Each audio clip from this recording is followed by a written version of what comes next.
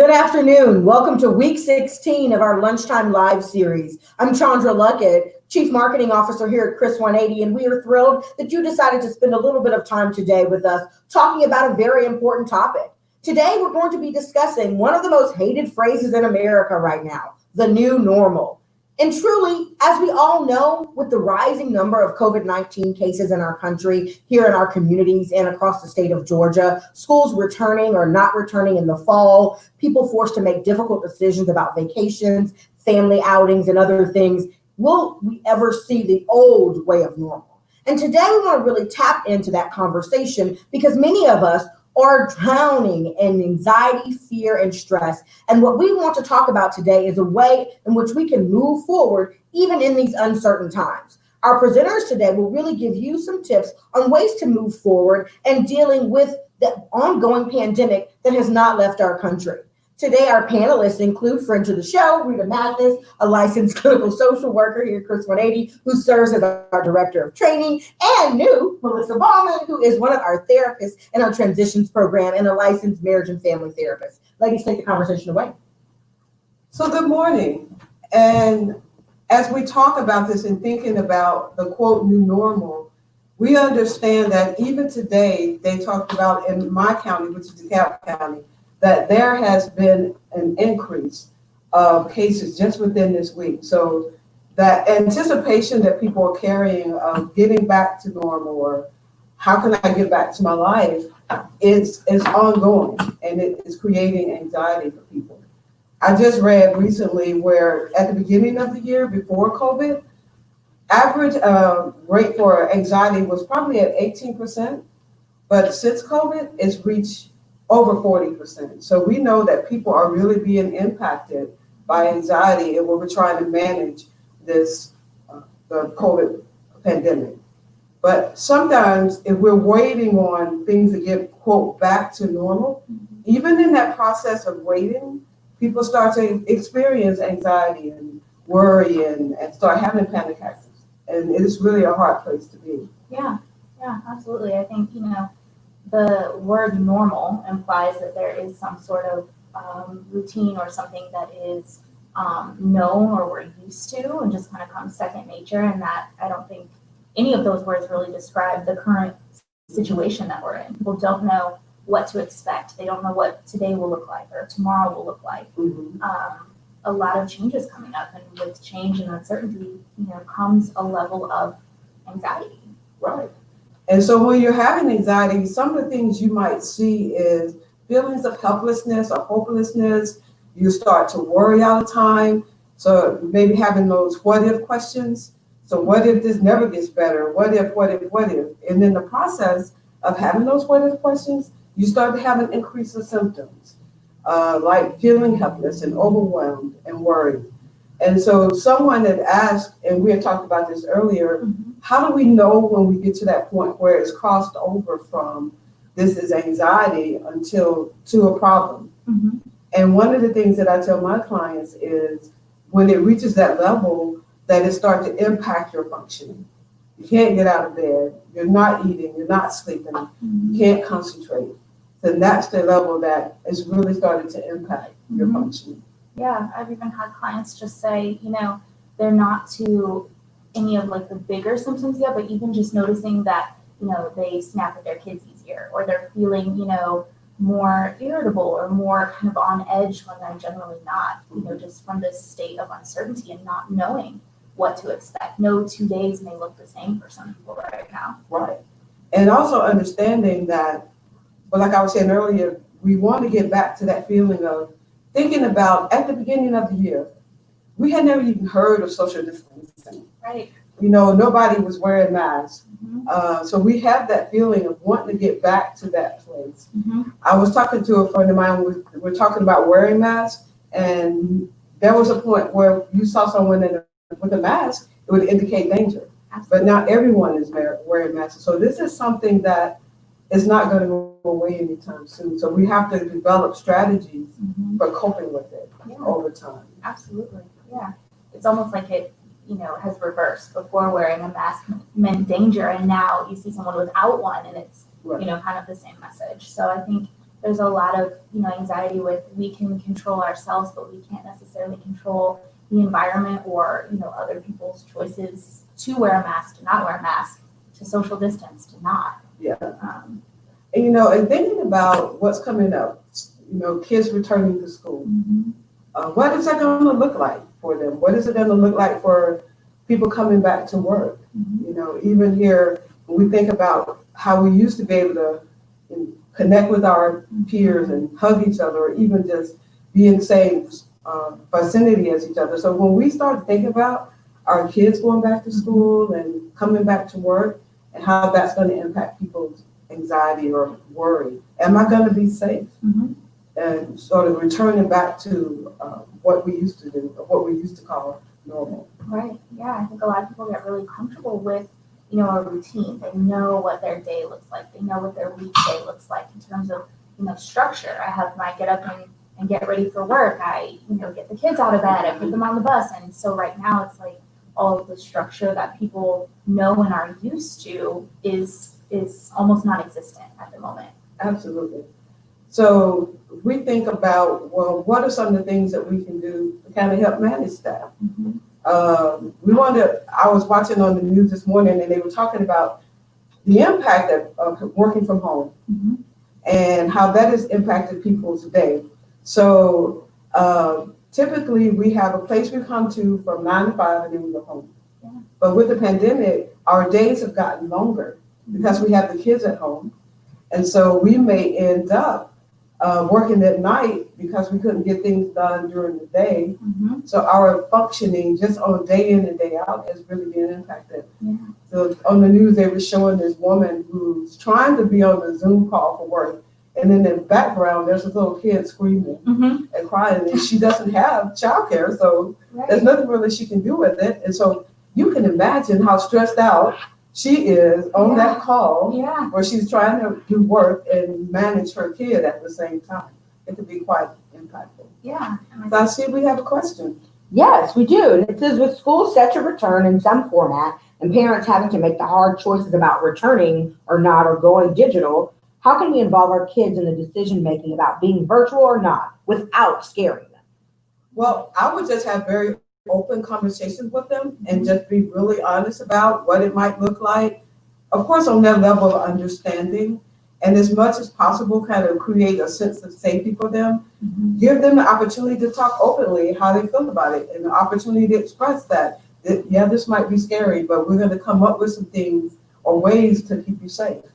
Absolutely. So. Yeah, I think, just kids are little adults. And so, they have their preferences. They, can have those conversations if you present it in a way that's understandable to them. Some kids really have enjoyed the virtual. They, have thrived with it. And some kids really miss that connection piece. So just kind of, setting the groundwork of maybe what to expect for them as well. Minimizing as much of the uncertainty as you can with the information that you are provided right now.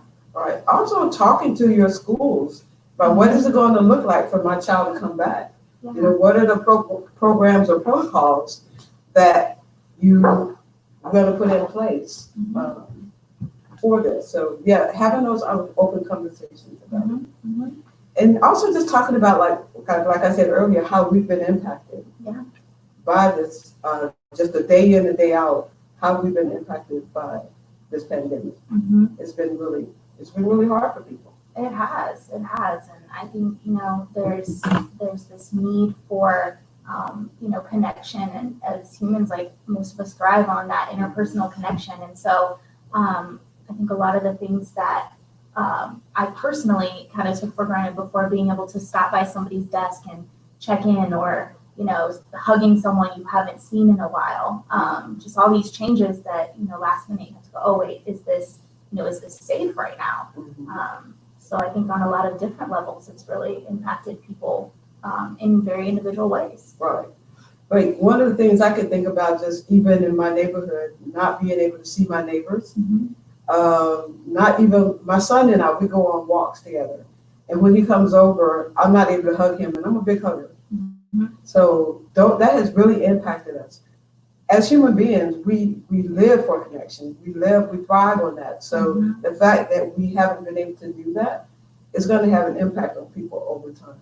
Yeah. Even going to the grocery store, Mhm. you know, being able to have access to toilet paper. Yeah. All of those things, we've been impacted Mhm. by this COVID-19. Yeah, I think, in a lot of ways, it's made people a lot more aware of kind of what's going on around them. And that goes back to the conversation about, what's a healthy level of caution for my safety versus, when is it kind of taking over or when is it becoming too much? But yeah, even grocery, in the grocery store, someone coughs and we're like, oh gosh, so just being a lot more aware of I think our personal space and what our comfort levels are. Okay, well, I see we have another question. Yes, this one person wants to know, as both of you are therapists, what would you say you're seeing most of in clients? Are people having general anxiety or fear, or is it more directed at something? Well, what I'm seeing is a lot more of anxiety, and even to the point of panic attacks. So, like I was saying earlier, the rate of anxiety has increased from 18% to 40% overall. So when my clients start to worry about the future and that overwhelming sense of helplessness, because with COVID, it's not something we can see, and you never know where you might get it. So that overwhelming sense of helplessness and hopelessness is what I'm seeing a lot of. And as a result of that, they have increased not only in depression, but in anxiety is one of the most ones I see. Yeah, definitely. I work with a lot of clients who, throughout this were considered essential workers. And, they take MARTA to and from work every day. And so it's really had an impact on, I've heard things like, I don't know if I should just quit my job because, the thought of taking public transportation to get to work and then being around, the public all day and trying to keep myself safe. And, then it goes back to the connection piece. They know that they're out and they're working and they never know when they might come in contact with somebody. And so, in an abundance of caution for the people around them, they do really isolate and kind of stay to themselves. So it's kind of like this, this cycle almost of anxiety and impact and connection and just really changing a lot of their entire world. And to your point earlier in talking about recognizing that point when this is just regular, quote, anxiety versus I have stepped over to the realm that now I'm having mental illness. Yeah. And one of the ways that you can see that difference is look at the level that is impacting your daily functioning. So am I able to get out of bed in the morning?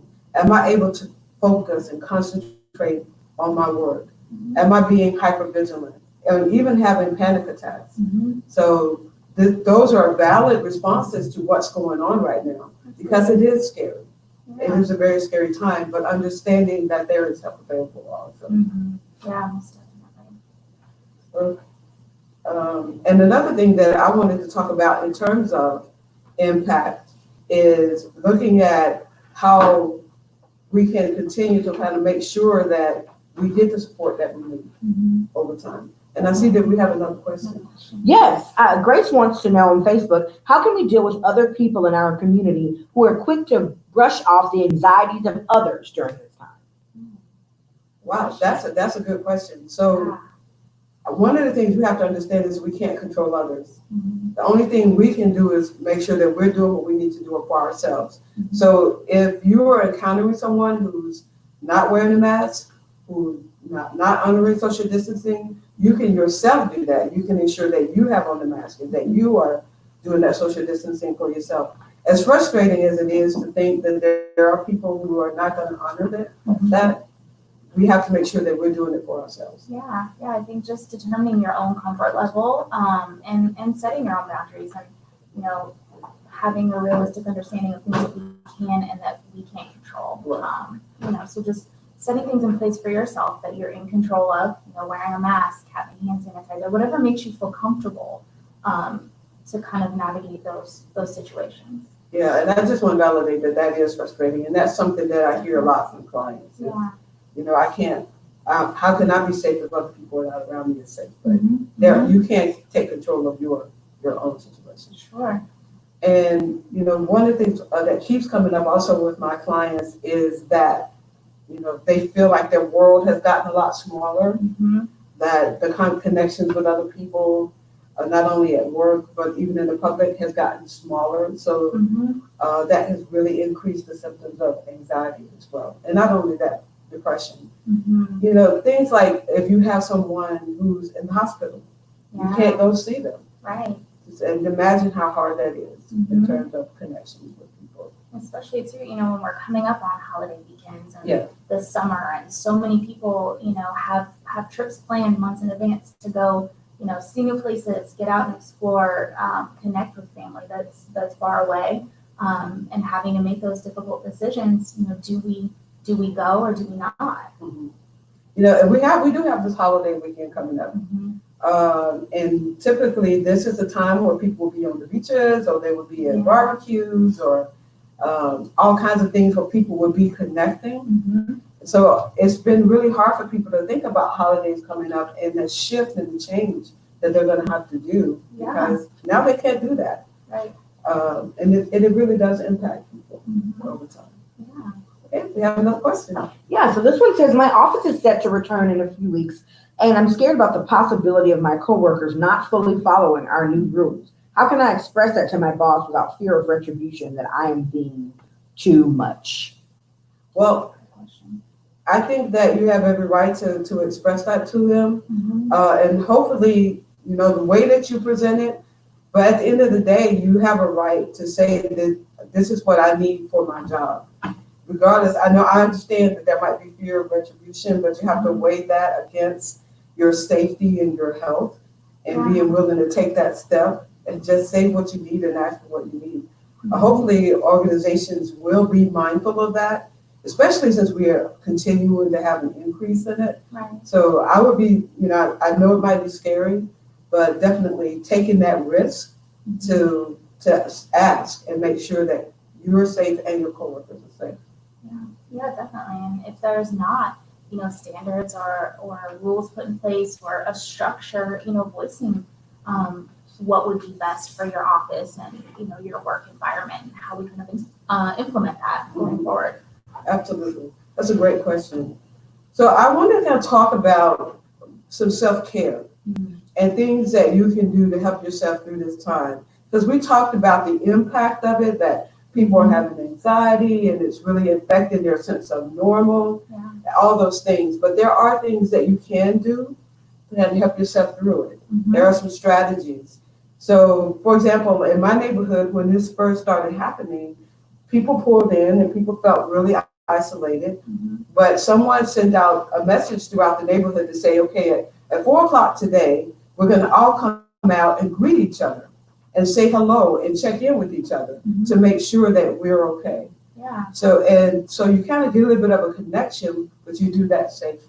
Absolutely. Another thing that's important is to have structure in your day, to be mindful of setting structure. Yeah. So just treat it like if you have to work, being able, and I understand as, with children, it might be difficult, but even working with them and helping to have structure for their day as well. Yeah. So having those structures can set limits to the length of your day.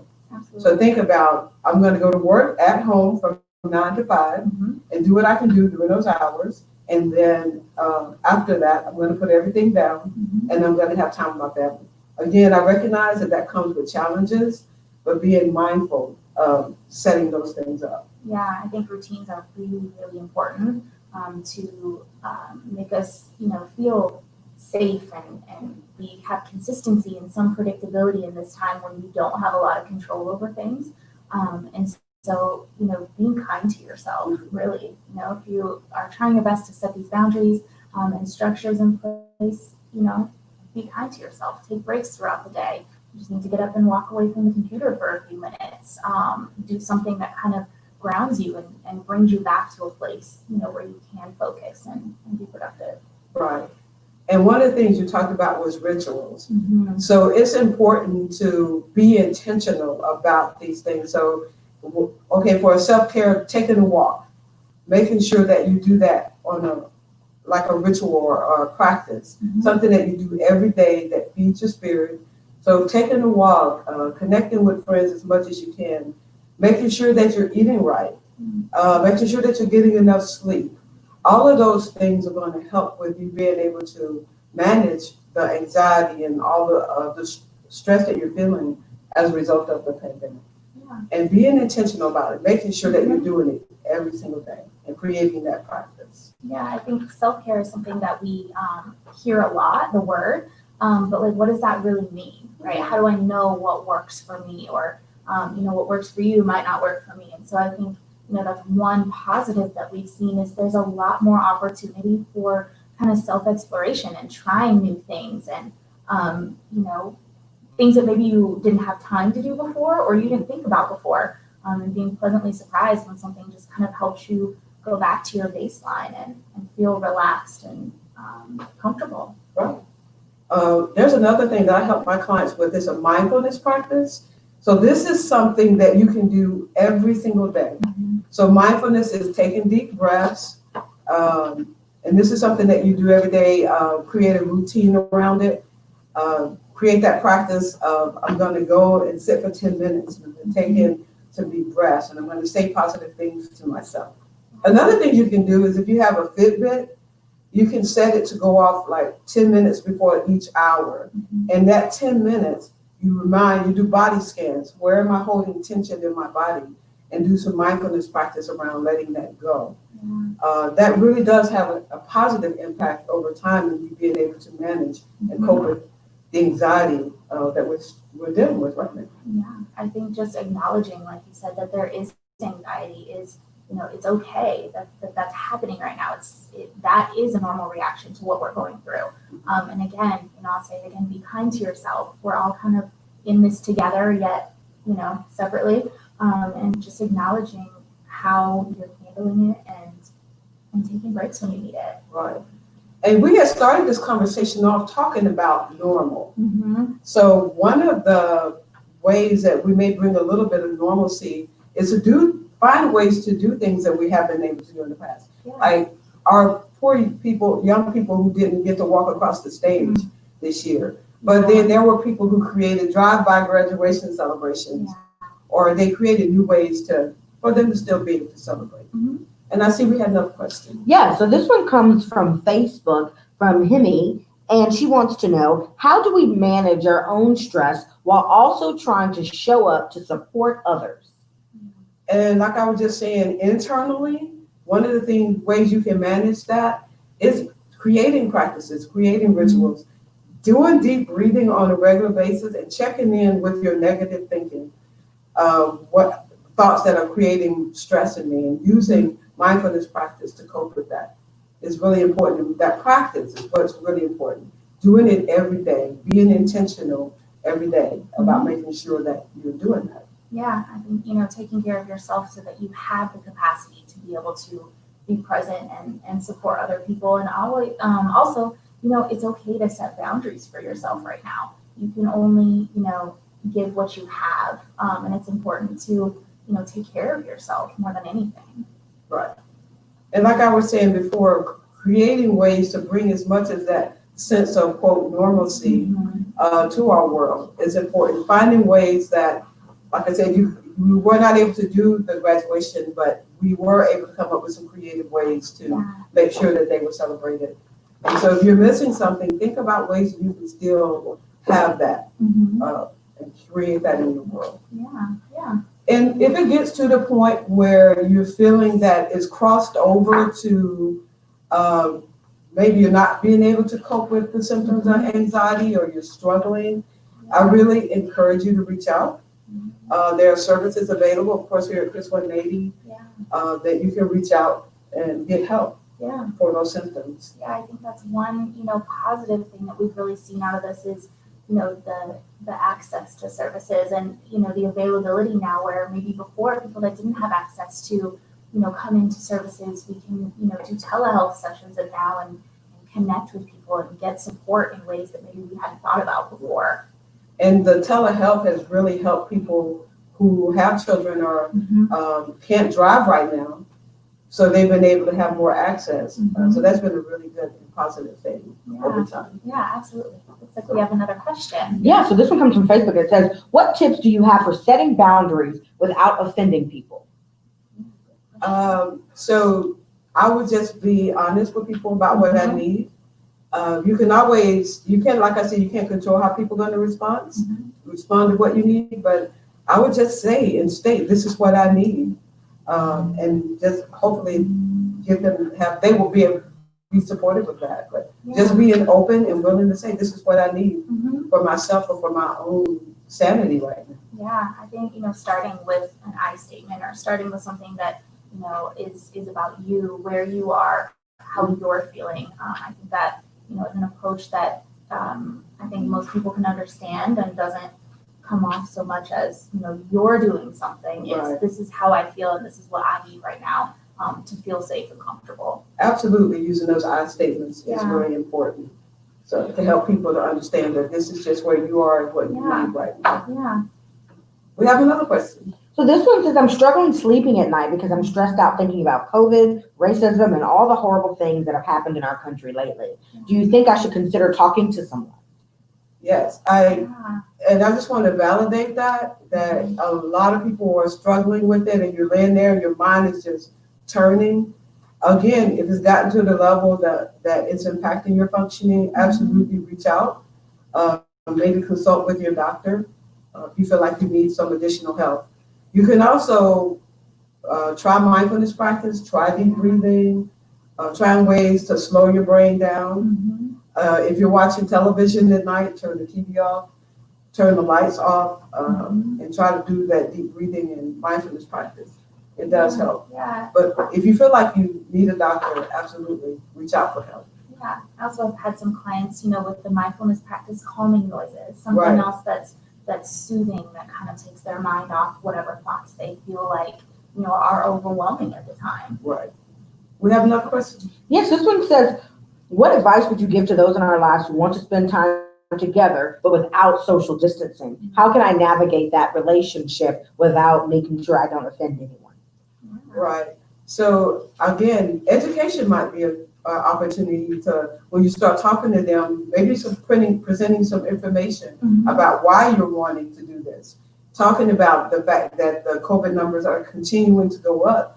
And this is why I want to do this, because I want us to be safe. Yeah. I want to make sure that I stay safe and you stay safe. So it's important to me that we do this. I'm not trying to control anybody. I just want to make sure that we're safe. So I've had a situation with this recently with a client, and what they did was come in with some information about COVID, the impact of COVID, and that basically this is all we have right now that we know that might work is wearing masks and the social distancing. Yeah, and I think too, maybe, with the information, presenting a creative way that you could try something new or some sort of variation of whatever activity they're wanting to do. Yeah. If you can kind of incorporate those guidelines and still have that connected feeling, but, in a fun new thing, try something new. Right. So just thinking about everything that we've talked about today, we start off talking about the new normal and understanding that there's no such thing really in this situation. Yeah. This is just a way we have to cope with what we're dealing with right now. And because we focus on getting back to the normal, that alone can increase those feelings of anxiety and worry. So just learning how we can cope with things as they're happening day in and day out, learning some coping strategies like deep breathing and mindfulness practice, making sure that you're connecting with each other as much as possible, as safely as you can. So all of those things are really important. Yeah, along with, we talked about kind of setting a structure, setting a routine, what that looks like now to kind of create a sense of predictability, which, makes us, the less uncertainty we have, the safer we feel. And, finding new ways to connect to others and reaching out for help if, you notice that it's becoming a little bit more than what you can manage, or it's really starting to, impact your life in ways. And feel free to visit Chris 180's website. We have centers all across Atlanta that you can have the opportunity to get help that way. And I encourage you to reach out if you feel like you need it. Absolutely. Okay. Thank you so much, Rita and Melissa, for being here today as our special guest. We invite you, as Rita mentioned, to go to our website, chris180.org. We are providing telehealth services right now to those who need it in our community. Whether it's a simple conversation or something so much more, we have a prepared and licensed staff that's ready to assist you during these difficult times. And you want to know what we want to hear from you in the coming weeks. Next week, we're on a little hiatus, but we'll be back a week after next to talk more about what's happening in our community. So drop us a note and say what topics you want to hear from Chris 180 in the future. We've enjoyed being a part of your weekday routine each week for the past 16 weeks, and we look forward to continuing to be in your community for years to come. Thank you so much for joining us. Have a happy and safe holiday weekend, and we'll see you back here soon.